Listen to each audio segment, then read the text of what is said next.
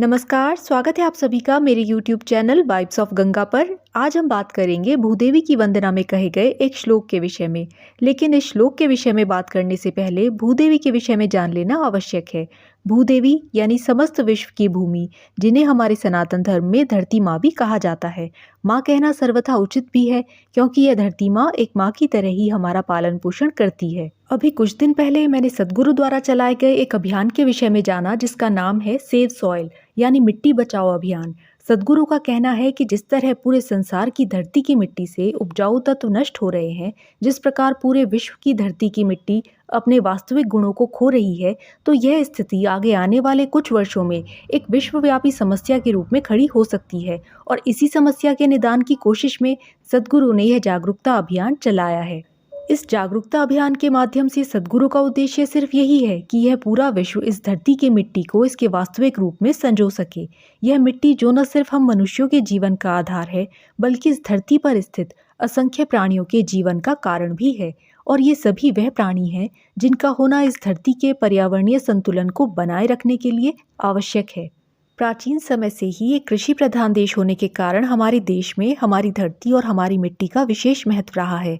वे लोग केवल व्यावसायिक कारणों से नहीं, बल्कि भावनात्मक दृष्टि से भी अपनी धरती और अपनी मिट्टी से जुड़े थे। और उन लोगों का कहना था कि उनकी मिट्टी ही उनकी जड़ें हैं, उनकी पहचान है। और उस समय प्रकृति के इन तत्वों का प्रयोग तो किया जाता था, परंतु दोहन नहीं।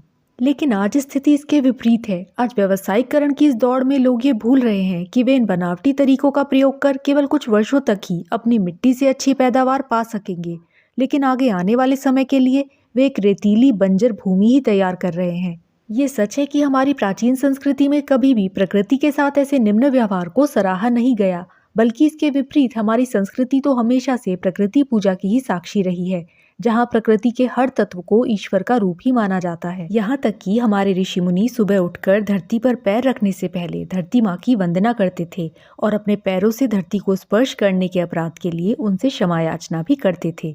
इसी भाव से भूदेवी की वंदना करते हुए यह श्लोक कहा गया है। समुद्र वसने देवी पर्वत स्तन्न मंडले विष्णु पत्नी नमस्तुभ्यम पाद स्पर्शम क्षमस्व में। इस श्लोक का अर्थ है, हे धरती माँ, आपके पास समुद्र रूपी वस्त्र हैं और पर्वत आपके पयोधर हैं। हे भगवान विष्णु की पत्नी, आपको नमस्कार है। हे धरती माँ, कृपा कर आप मेरे पैरों द्वारा आपको किए जाने वाले स्पर्श के अपराध के लिए मुझे क्षमा करें। यह श्लोक हमारी प्राचीन परंपराओं और प्रबुद्ध विचारों का प्रमाण है। हम एक ऐसी संस्कृति का प्रतिनिधित्व करते हैं जहाँ मानव सभ्यता के विकास के लिए प्रकृति का दोहन करना नहीं, बल्कि सम्मान करना सिखाया गया है। आधुनिकीकरण के बाद भी इन परंपराओं का प्रभाव कहीं ना कहीं आज भी हमारे समाज में दिखाई पड़ता है। जैसे नई फसल बोने से पहले आज भी किसानों द्वारा धरती की पूजा की जाती है। आज भी हमारे यहाँ कहीं घर बनाने या किसी निर्माण कार्य से पहले उस भूमि का पूजन किया जाता है। किसी पूजा अर्चना में घर के आंगन की मिट्टी से बने गणपति जी की उपासना करना शुभ और पवित्र माना जाता है।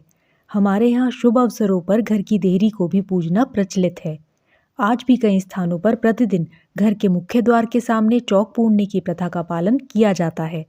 कई स्थानों पर तो यह भी देखा गया है कि माँ अपने छोटे बच्चे को नए वस्त्र पहनाने से पहले उन वस्त्रों को धरती से स्पर्श कराती है। ये सभी मान्यताएं किसी अंधविश्वास के कारण नहीं, बल्कि धरती की उदारता के प्रति कृतज्ञता प्रकट करने के लिए है।